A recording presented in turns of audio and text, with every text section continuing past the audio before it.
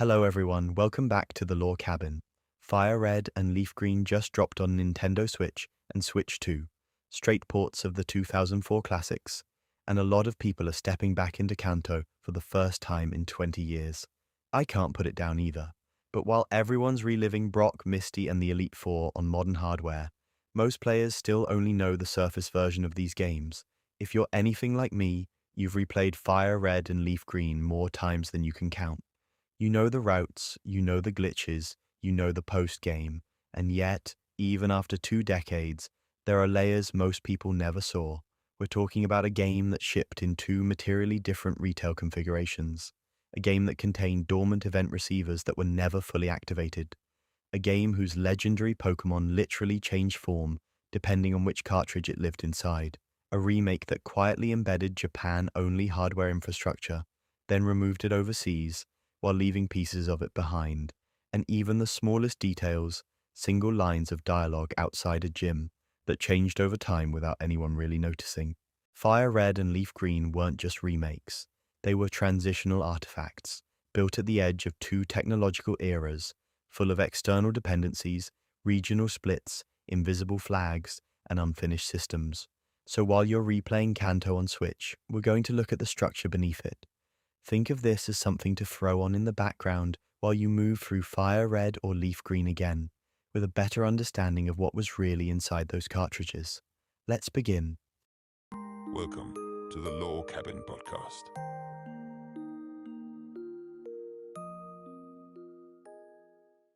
When Pokémon FireRed and Pokémon LeafGreen launched in 2004, each North American retail box included a Game Boy Advance wireless adapter. The peripheral was packaged inside the sealed product. The box art and side panels referenced wireless features directly. Contemporary marketing copy emphasized trading and battling without a link cable. Retail shelves presented the games as a technological step forward within the franchise's social ecosystem. A later print run altered that configuration. The Player's Choice editions removed the wireless adapter from the package. The cartridge remained the same retail title. The ESRB rating, core game content, and compatibility profile did not change. The physical contents of the box did. The investigative question is straightforward. Does that packaging change meaningfully alter what FireRed and LeafGreen were at release? The wireless adapter was a proprietary peripheral for the Game Boy Advance line, introduced alongside late-generation multiplayer titles. FireRed and LeafGreen were among the most prominent first-party games to require it for local wireless connectivity. The Union Room and other multiplayer features were designed with this hardware in mind. While the games also supported traditional link cables, the adapter was positioned as the primary innovation. Original launch copies in North America and Japan included the adapter as part of the standard SKU. Buyers who purchased at release acquired a hardware ecosystem in addition to software. In effect, the price of the game subsidized an expansion of the Game Boy Advance platform's capabilities. The Player's Choice reissue removed the adapter. By that stage, many consumers already owned the peripheral from earlier purchases. Production costs and retail strategy likely influenced the revision. Nintendo often used Player's Choice branding to reissue high-selling titles at a reduced price. Removing bundled hardware lowered manufacturing expenses and simplified packaging. The result is two materially distinct retail experiences under the same game title. Collectors today can identify the difference through box labeling, interior contents, and UPC variations.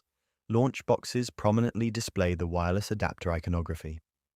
Player's Choice editions emphasize the budget line branding and omit references to bundled hardware.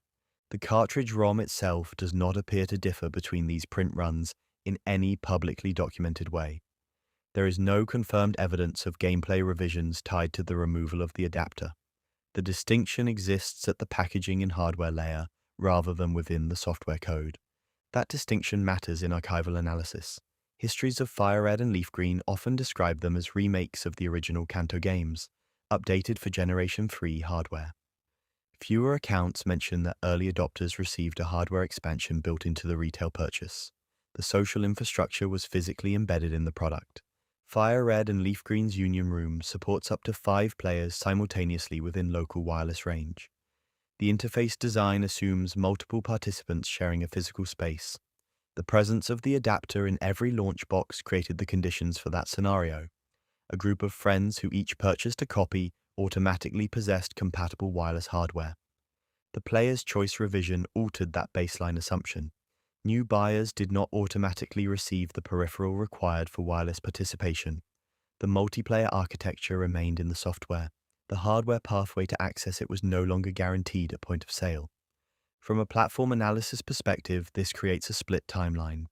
In 2004, FireRed and LeafGreen functioned as distribution vehicles for a new communication technology within the Game Boy Advance ecosystem.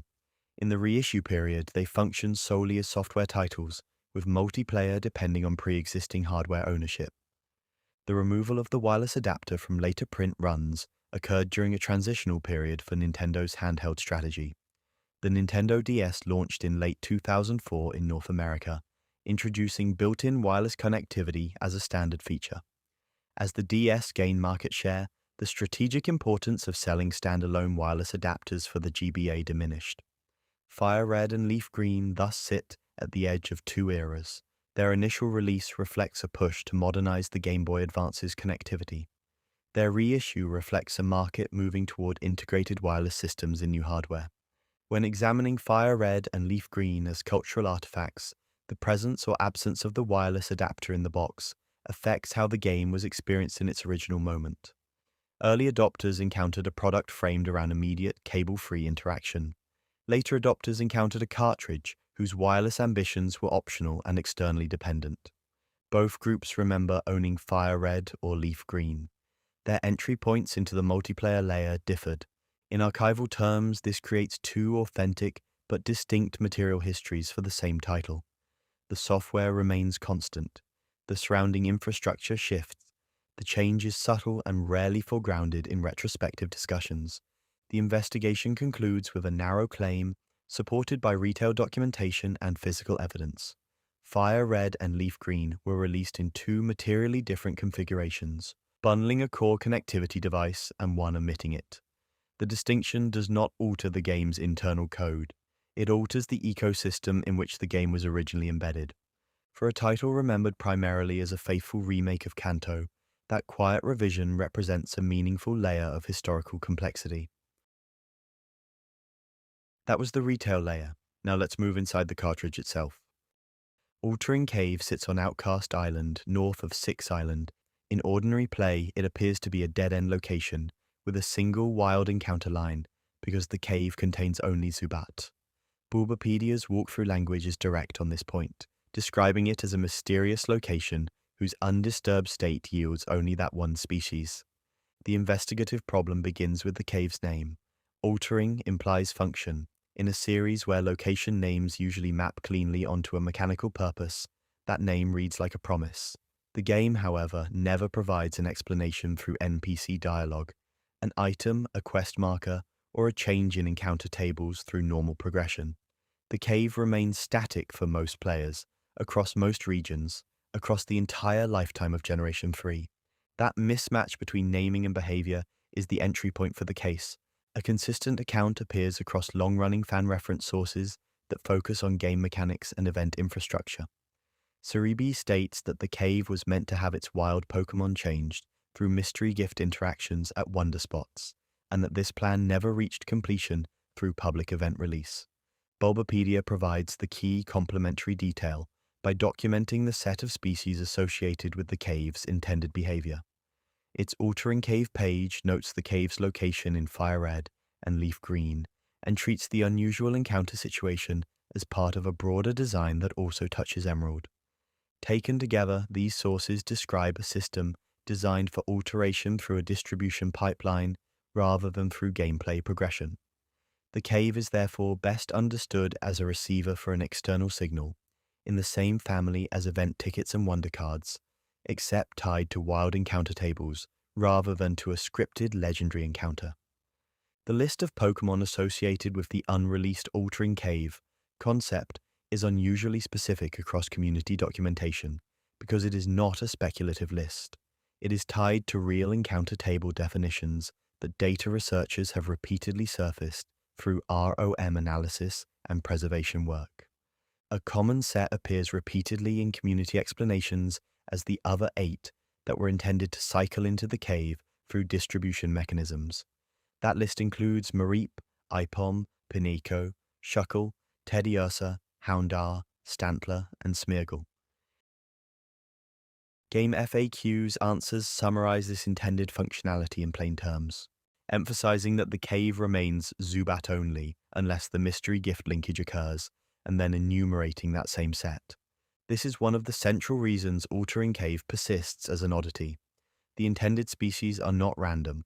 They look like a curated selection of Johto lines that would feel rare or out of place in a Kanto remake, while still remaining thematically coherent with the early post-game experience.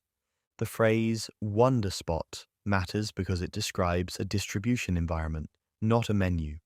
It implies a real-world location where a player would physically bring the system to receive data. That matches the early 2000s approach to Pokémon distribution, where many meaningful unlocks were delivered through in-person events rather than through in-game progression. Sevii's framing makes the crucial point that the mechanism existed, and the distribution never arrived in a way most players could access. Bulbapedia's framing, in practice, reinforces the outcome. The cave is presented in general guides as a place where the player should expect Zubat, because that is all the public release delivered to ordinary play. The result is a quiet, historical split. The cave behaves like a location with cut content, yet it is more precise to say it behaves like a location with an event hook that never achieved broad distribution. Either way, the player experience converges on the same reality, a named feature that never activates. The Cutting Room Floor's FireRed and LeafGreen page is relevant here because it documents a wider pattern of unused and leftover systems carried through development. It is not limited to Altering Cave, and that broader context is important.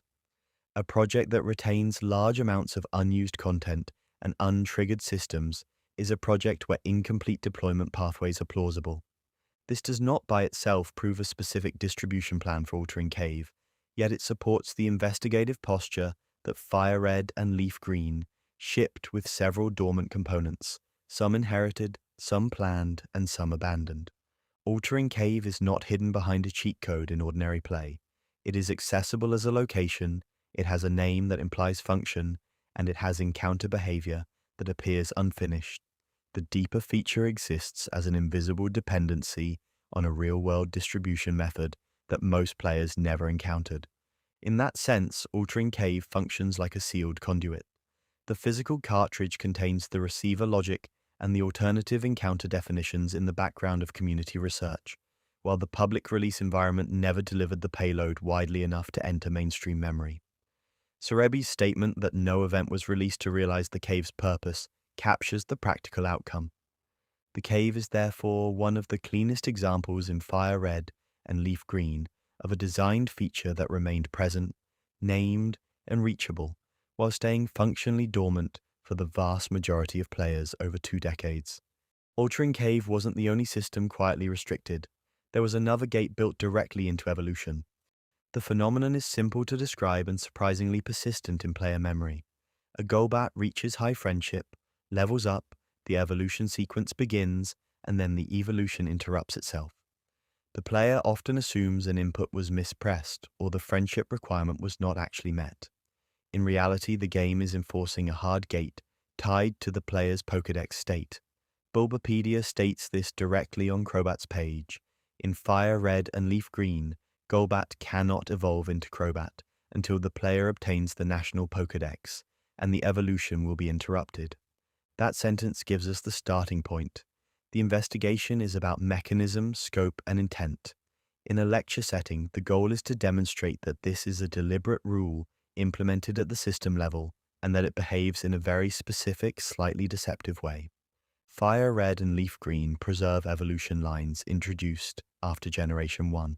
That is visible in the internal design and in the post-game, where later evolutions become possible.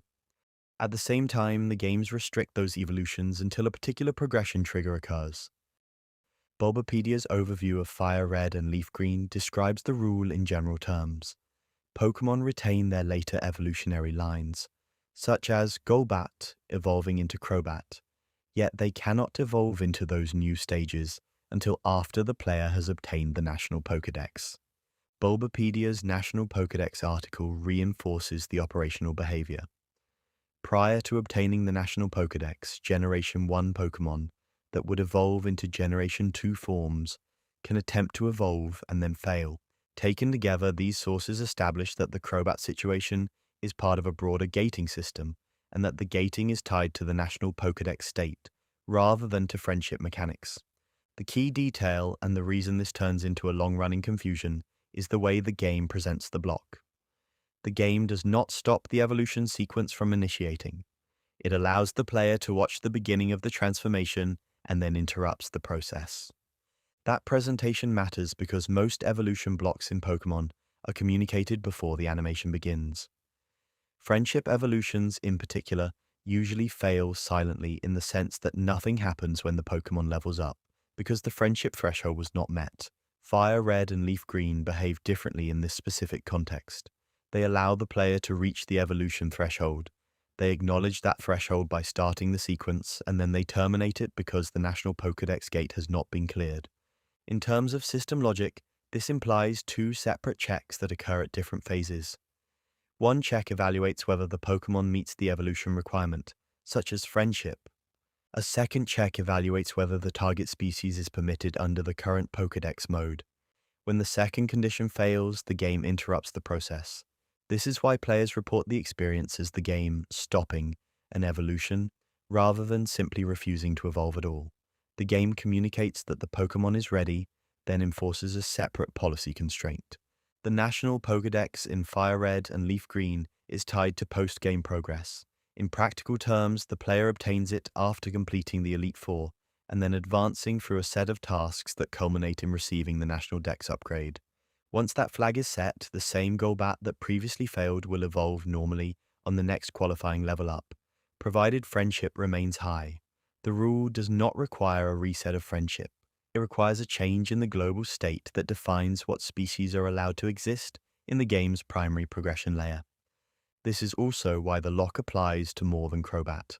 The design is a general policy. Later generation evolutions attached to earlier Pokémon are acknowledged as part of the species family, yet they are prevented until the National Pokédex gate is cleared. The clearest explanation is that FireRed and LeafGreen were built to feel like a Kanto first experience during the main story, with later generation material introduced in a controlled phase after the player completes the core arc. The National Pokédex serves as the formal switch that transforms the game's ecology from a limited regional catalogue to a broader generational one. Bulbapedia's FireRed and LeafGreen overview frames this as a deliberate design choice across evolutionary lines, and it even notes an exception involving Eevee's Espeon and Umbreon, because FireRed and LeafGreen lack a real-time clock system, which affects time-based evolution methods. That exception is useful as supporting evidence in a lecture room, because it demonstrates the rule is not accidental. It is part of a set of decisions about what the game can support during the main story, what it wants to defer to post-game, and what it cannot support directly due to hardware or engine constraints. The lock persists in public confusion for one reason. The game communicates it poorly in the moment that matters most. The evolution begins. The player believes the requirement was met. The evolution then stops. The player's most reasonable inference is input error or insufficient friendship, because those explanations match how evolution failures are usually experienced. Bulbapedia's wording that the evolution will be interrupted captures the central point. The interruption is the misdirection. It produces a false diagnosis in players who have correctly satisfied the friendship condition. Evolution locks were one thing. Form identity was something else entirely. The subject of this investigation is a claim that sounds like folklore until it is tested. In Generation 3, Deoxys does not carry its form as a permanent attribute in the way players expect from later generations. Its form is assigned by the game it currently resides in. If a Deoxys is moved between cartridges, the form changes to match the destination cartridge's rules. This is not a strategy guide trick. It is a system behavior documented in reference sources and observable in practice through ordinary trading. Bulbapedia's coverage of Generation 3 version behavior states that Deoxys is always normal form in Ruby and Sapphire and always speed form in Emerald, and it further establishes the wider rule that Deoxys's form in that era is tied to the game context. Independent mechanics references summarize the same rule in direct language. In Generation 3, Deoxys's form depends on the game cartridge and cannot be changed without trading to a different game. From here, the lecture room goal is to define the mechanism, identify the constraints, and explain why this behavior produced long-term confusion. A reproducible demonstration begins with the Deoxys present on any Generation 3 save file that supports trading. The core observation is simple.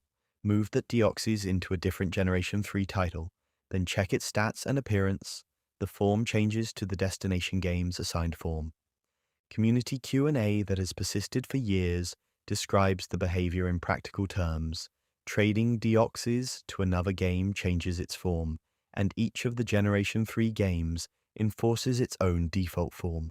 Mechanics references summarize the mapping explicitly. Ruby and Sapphire assign normal form. FireRed assigns attack form.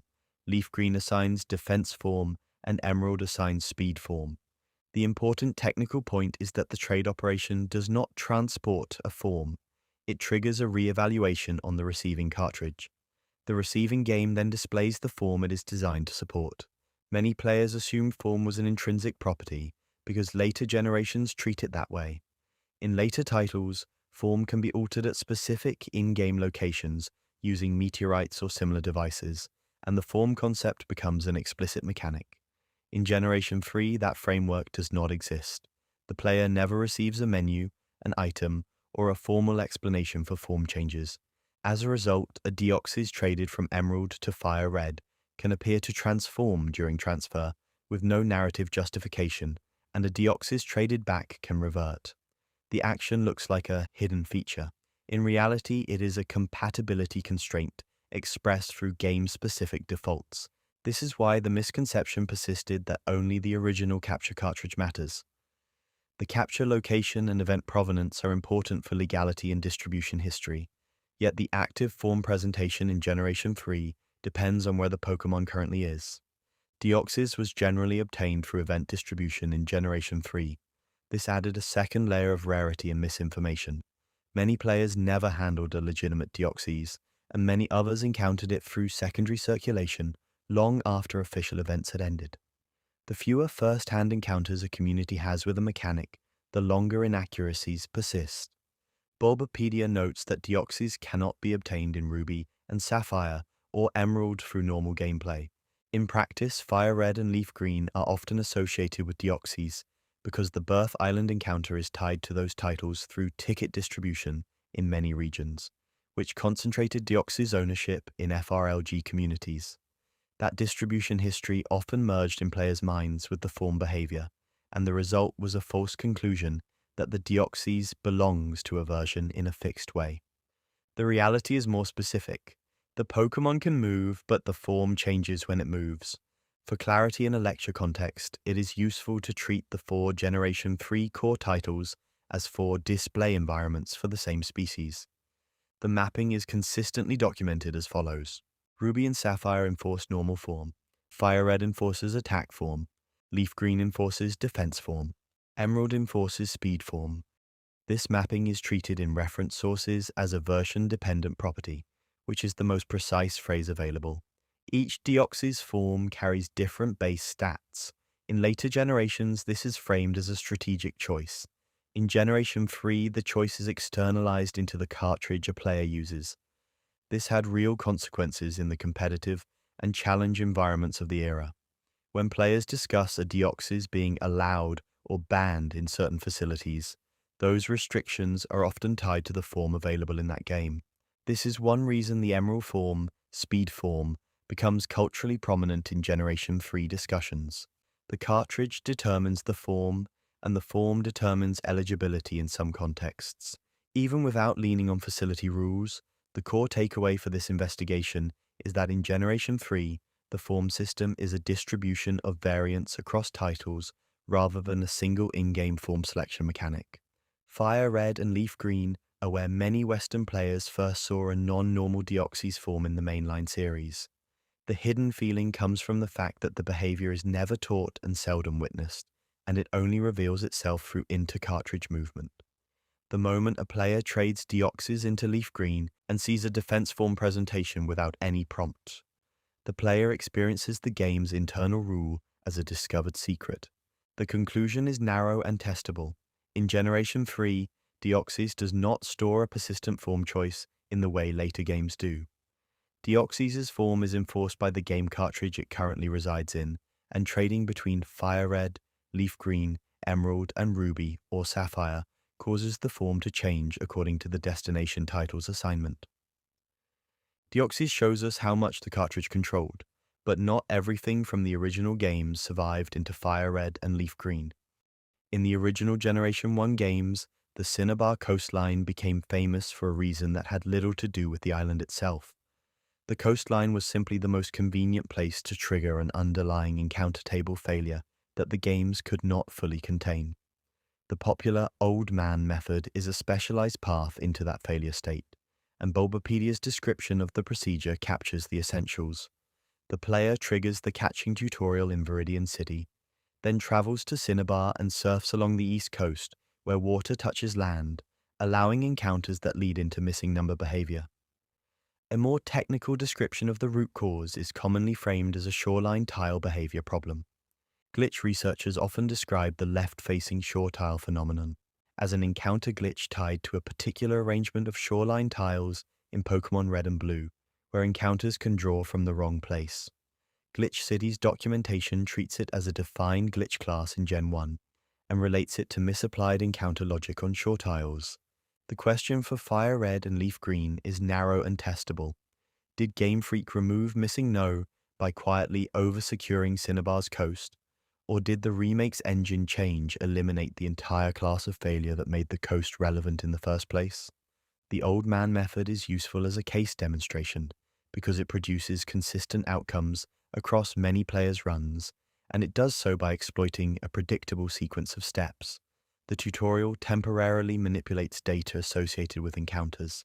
Then, when the player surfs along a shoreline boundary where the game's encounter checks are unstable, the game can pull encounter data from a place it should not be pulling from.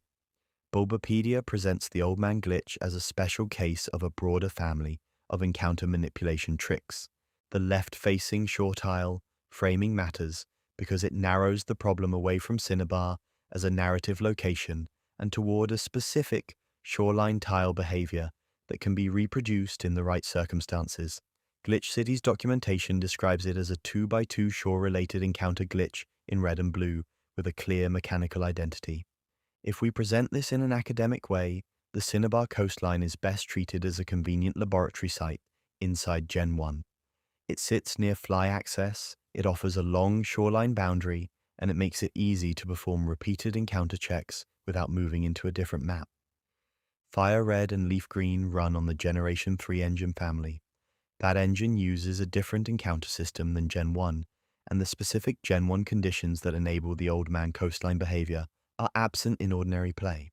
The simplest way to state the empirical result is the one that matters to players, the classic Old Man to Cinnabar coast method that produces Missing No in Red and Blue, does not translate into FireRed and LeafGreen as a reliable, repeatable procedure.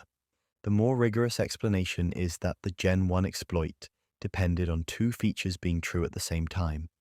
The game had to be capable of carrying encounter data forward into a new context where it should have been reset, and the shoreline tile arrangement had to allow an encounter check to consult the wrong table. In FireRed and LeafGreen, the encounter system is structured differently, and the shoreline behavior that made Gen 1's coast so vulnerable is not present in the same way. This is why discussions of the Old Man glitch and left-facing shore tile behavior remain centered on Red and Blue as an engine-specific phenomenon. Glitch City and Bulbapedia both treat the underlying mechanics as artifacts of Generation 1 behavior. The claim that the Cinnabar shoreline in FireRed and LeafGreen is over-secured can sound plausible because the historical memory of Missing No is tied to that coast. Yet the evidence we can anchor cleanly is broader and more instructive. The disappearance of the classic missing number method is driven by systemic change. The remake did not need to patch Cinnabar in isolation. The method relied on Gen 1's encounter and shoreline tile logic. When those systems were replaced, the famous coastline stopped being a special point of failure because the failure mode stopped existing in that form. This distinction matters for the lecture room because it separates two different narratives. One narrative is a targeted fix applied to a single infamous map edge. The other narrative is an engine-level shift that removes an entire class of encounter table leakage that Gen 1 could exhibit. The second narrative is the one that aligns with how the Old Man glitch is documented as a Generation 1 phenomenon. At this point, it is important to handle a recurring confusion carefully. Players sometimes report missing no in FireRed and LeafGreen when they encounter corruption, invalid data, or a crash-adjacent glitch Pokémon caused by a bad ROM, emulator instability, or memory. Corruption. Those reports exist in community spaces, and they can be genuine experiences. They do not demonstrate that the original Gen 1 Cinnabar Coast mechanism exists in FireRed and LeafGreen. Bulbapedia's handling of missing no strongly associates the well-known surfing the east coast of Sevii Islands story with the original Gen 1 glitch context and its cultural afterlife. The key point for this investigation is that the iconic method belongs to the Gen 1 engine behavior. FireRed and LeafGreen may have glitches, and Bulbapedia catalogs many Generation 3 glitches, yet that is a different category from the classic Cinnabar Coast encounter table failure. Not everything in FireRed and LeafGreen was about removal. Some systems were ambitious additions. The point of departure for this investigation is a simple claim that sounds obvious once stated, yet remains underrepresented in most retrospective conversations about FireRed and LeafGreen. The games were built around a local wireless social space where a player could connect with 4 other people at the same time, inside a dedicated in-game facility, and then branch into trading, battling, and minigames from there. Nintendo's own description of the connectivity model is explicit on the head count, stating that it is possible to connect with up to 4 other players inside the Pokémon Wireless Club on the 2nd floor of a Pokémon Center, where Union Rooms support trade, battle, and minigame access. In FireRed and LeafGreen on Game Boy Advance, the Union Room was not simply a menu selection, it was a destination that required hardware. Bulbapedia's Union Room article states that in FireRed, LeafGreen, and Emerald, entering the Union Room requires the wireless adapter to be attached to the Game Boy Advance. That requirement shaped everything that followed. The local wireless experience depended on an accessory that many players treated as optional, unfamiliar, or situational. Even among players who owned it, the accessory's presence did not automatically translate into regular 5-person meetups. A link cable trade could happen casually with one other friend. A 5-person local wireless session required planning, shared hardware readiness, and physical co-presence in the same room. This distinction matters because it explains the gap between a feature being present and a feature being culturally alive. Nintendo's description places the wireless club on the 2nd floor of Pokémon Centers and treats it as the locus of connectivity, where Union Rooms serve as the functional hub for interaction. That is a specific architectural choice. The game frames wireless play as a destination, a social upstairs space rather than as a background service running invisibly at all times. This go there to connect model carries practical consequences. The player must interrupt ordinary play, travel to a Pokémon Center, move upstairs, and enter a controlled environment. This environment is separate from the overworld where routes, caves, and towns are explored. In effect, the wireless feature is presented as a formal institution rather than a spontaneous overlay. From an investigative point of view, this helps explain why so many players remember trading and battling as one-to-one interactions, even when the system supports small group participation. A destination model discourages opportunistic use. Nintendo's up to 4 other players figure is significant because it defines the intended social unit.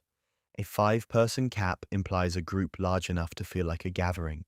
It also implies that the Union Room was not designed solely for a pair of friends sitting next to each other.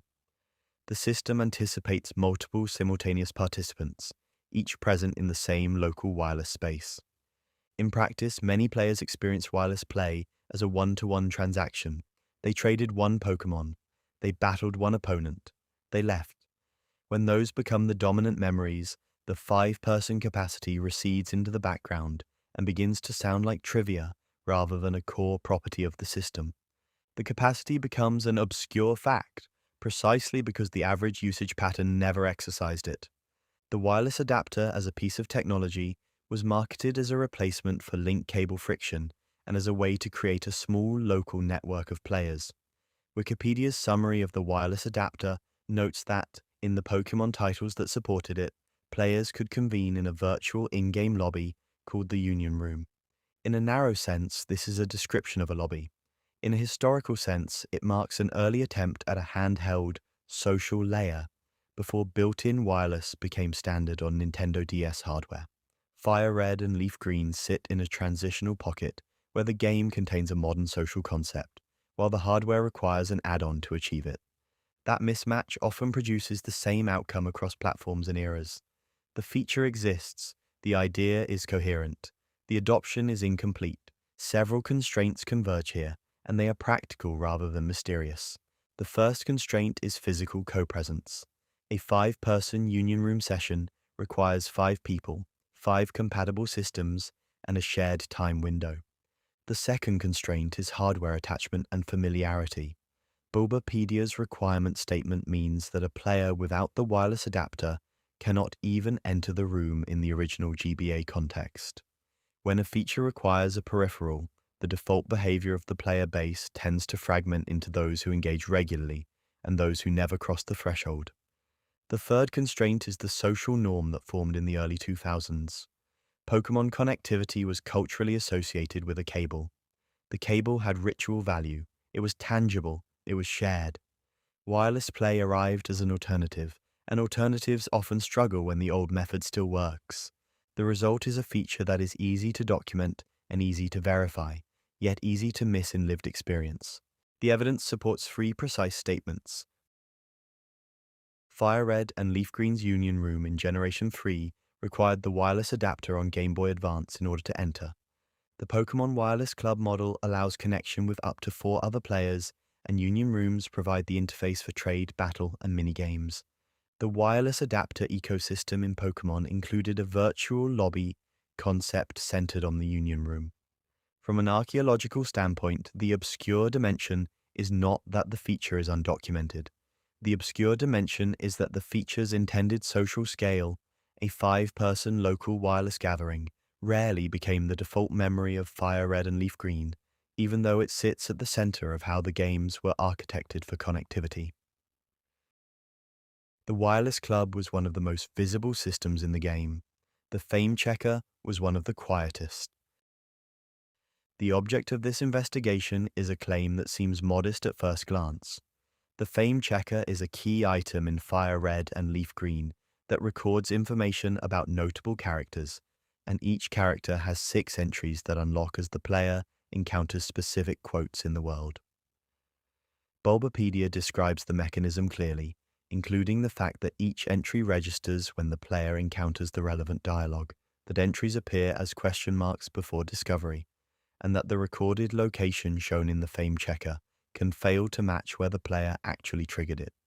The question for a lecture room is not whether this system exists. The question is why a feature designed to be filled through ordinary exploration becomes, in practice, a feature that many players never complete without a guide.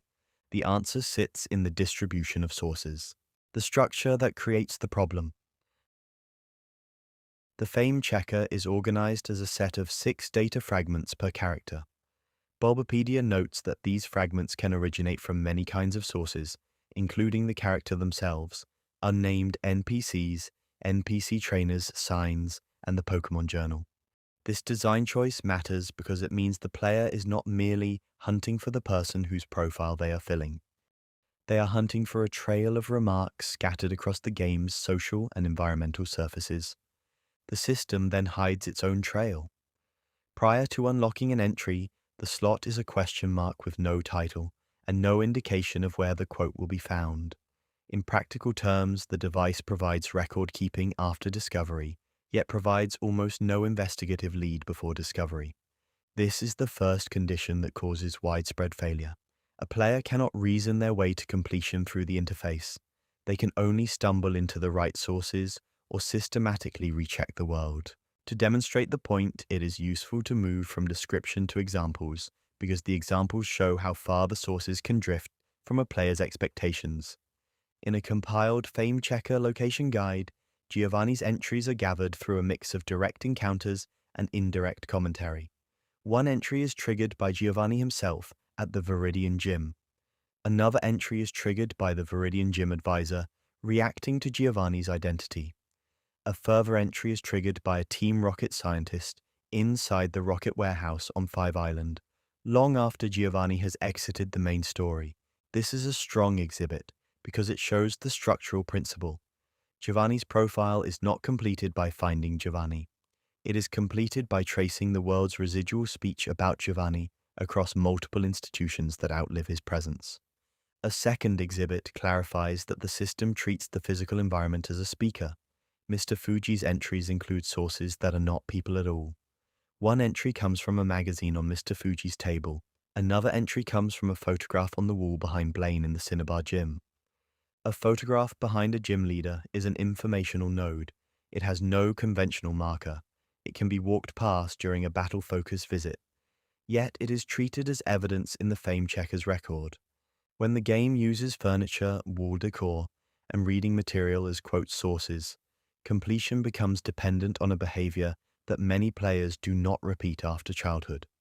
They stop reading every object once the narrative urgency increases, then never return to those objects after the Elite Four.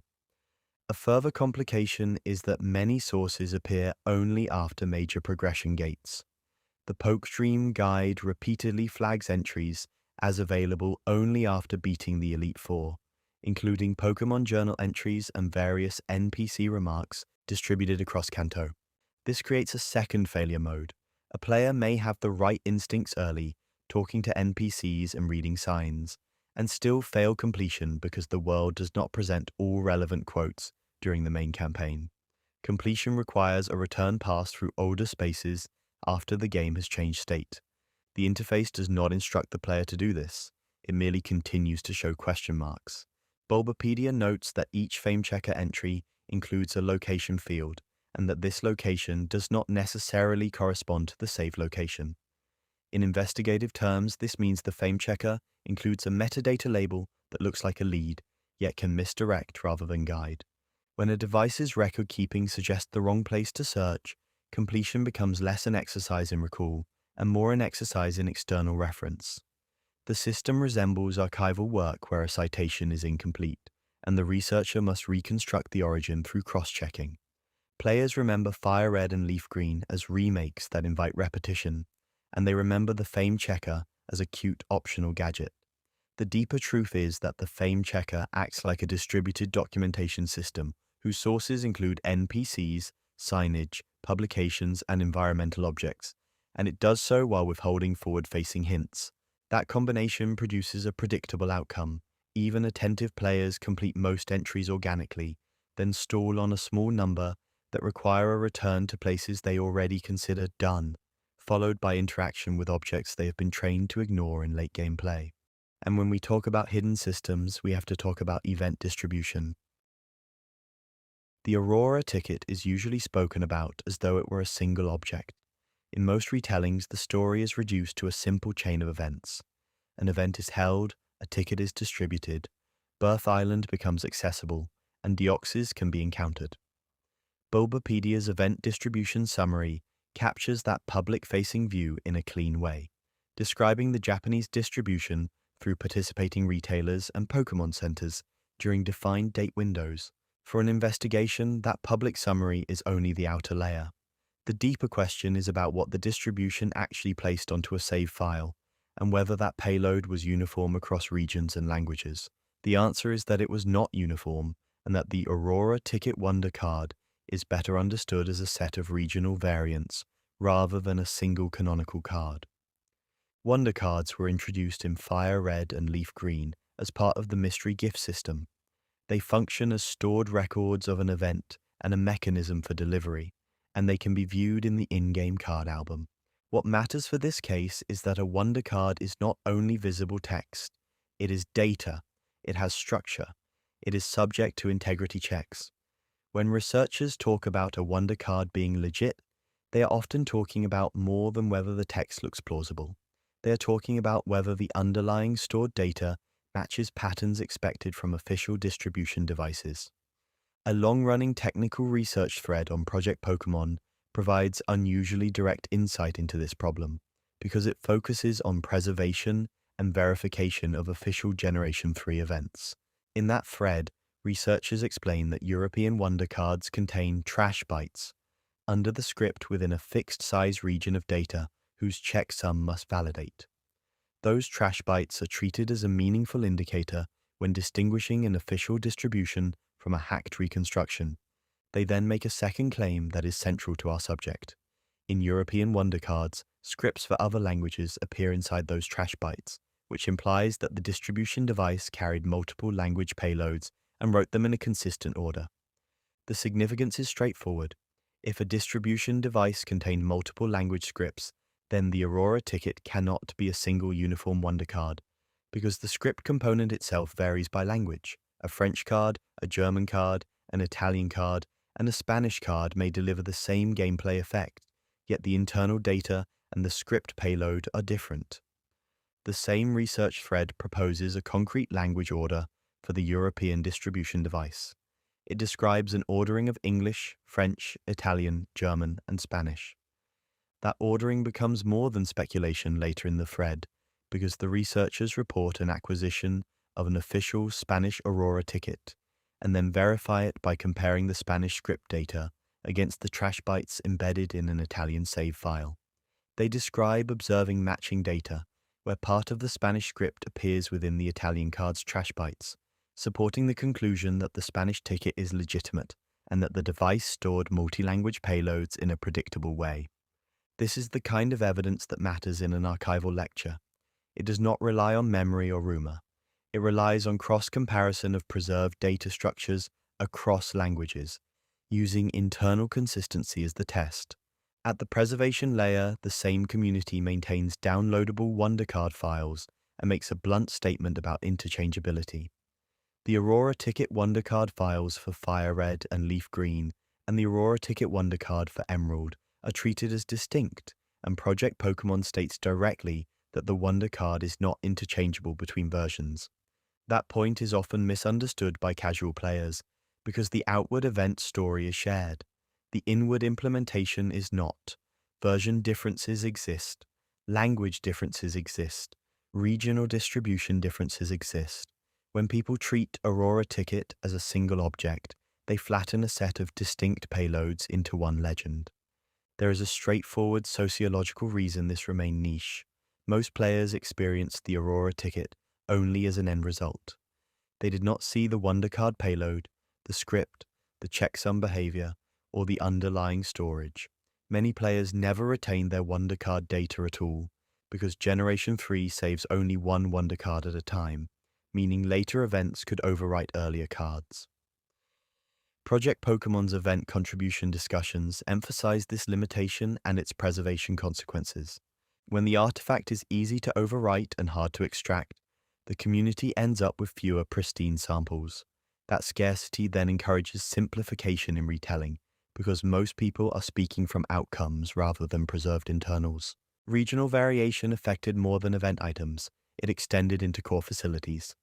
The subject of this investigation is a regional design split inside FireRed and LeafGreen that most players never notice, because it hides behind the same building name and the same signpost on Sevii Island. The facility is Trainer Tower. In most retellings, it is described as a post-game challenge location. That description is accurate in practice, yet it misses the deeper fact that Trainer Tower was designed as an interface for an external content delivery system. In the original Japanese releases of FireRed and LeafGreen, Trainer Tower is explicitly described as e-reader compatible.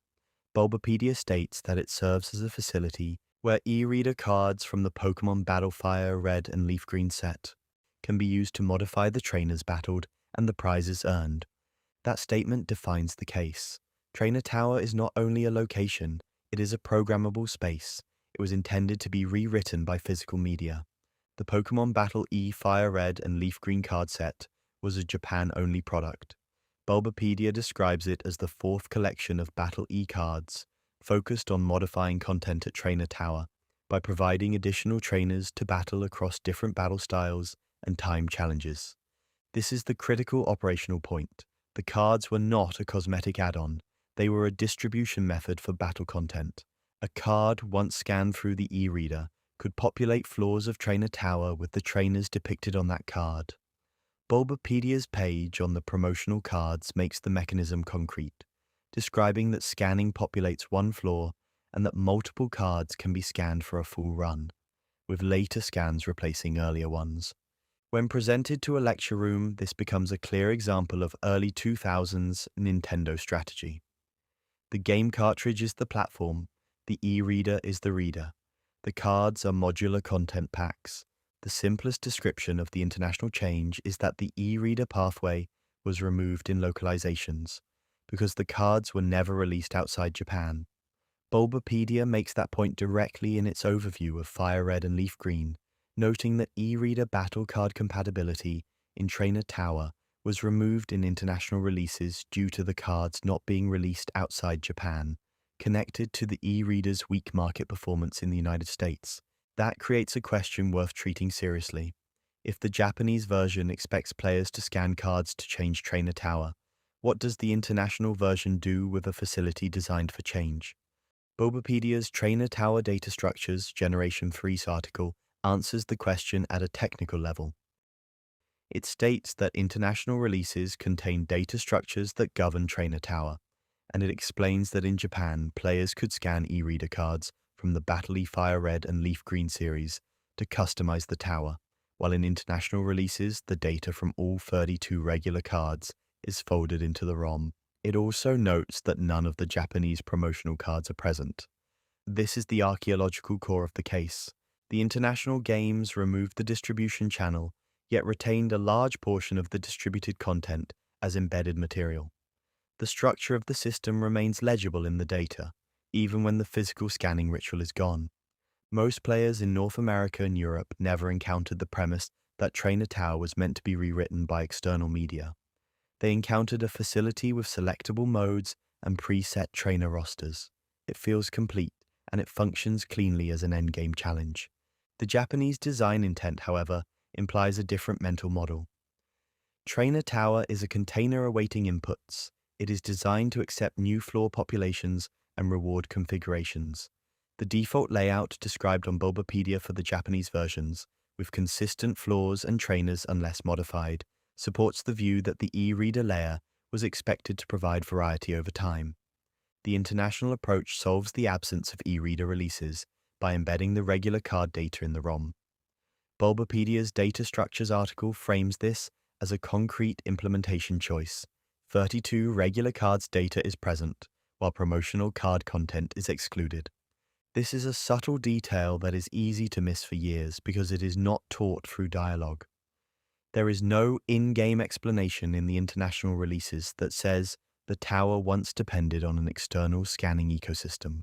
The evidence lives in regional documentation and in the internal structuring of the facility's content. At the level of verifiable claims, the case supports 3 statements. Trainer Tower in the Japanese versions of FireRed and LeafGreen is described as e-reader compatible, using Battle E cards to modify trainer lineups and prizes. In international releases, e-reader battle card compatibility was removed because the cards were not released outside Japan.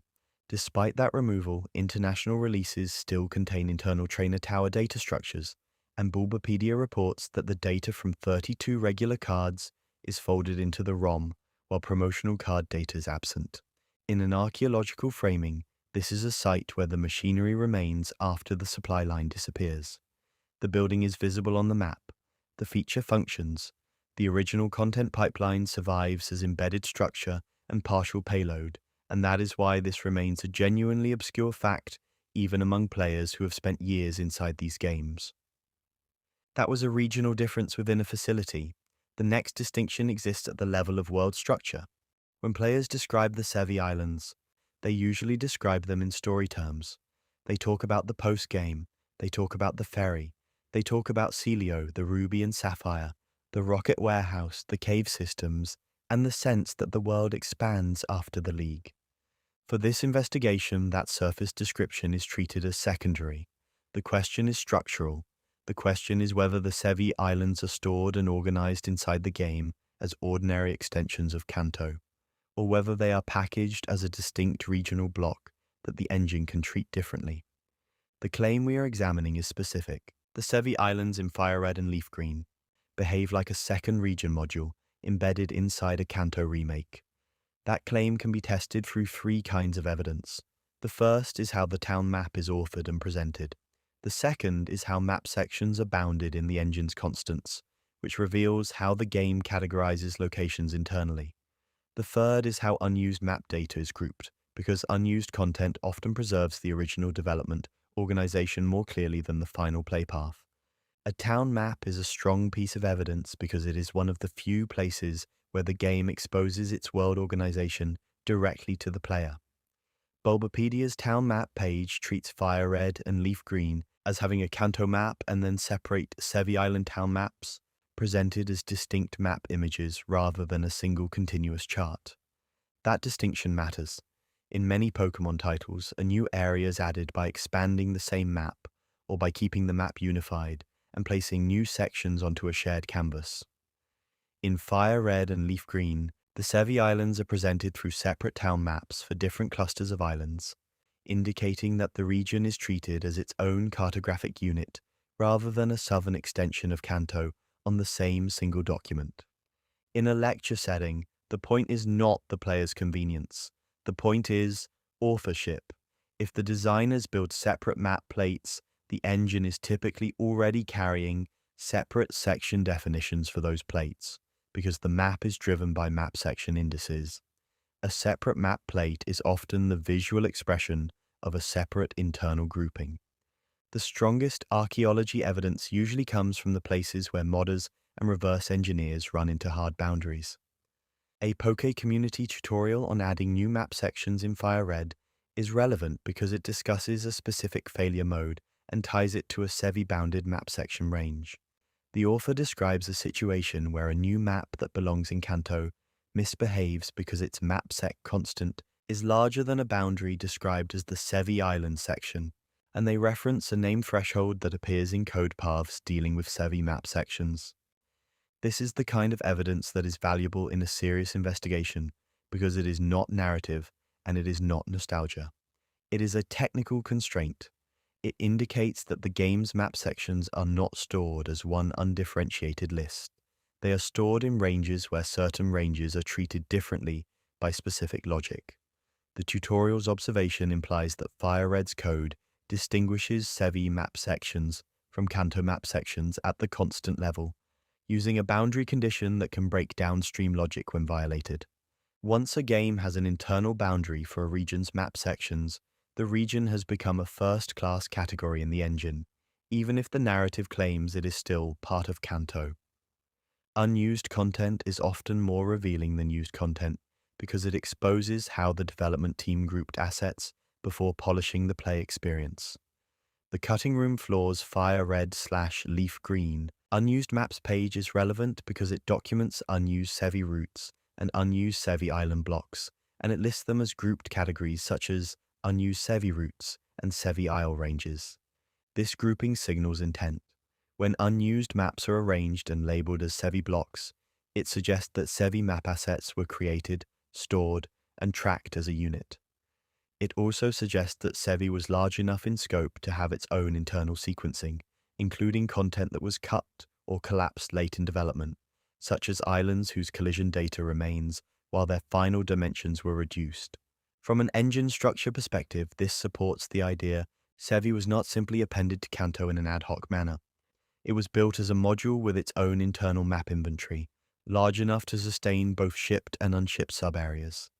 The public experience of FireRed and LeafGreen encourages players to think in one continuous story. You leave Kanto and you go to islands. You return, you unlock more islands. You finish the quest. The engine evidence encourages a different conclusion.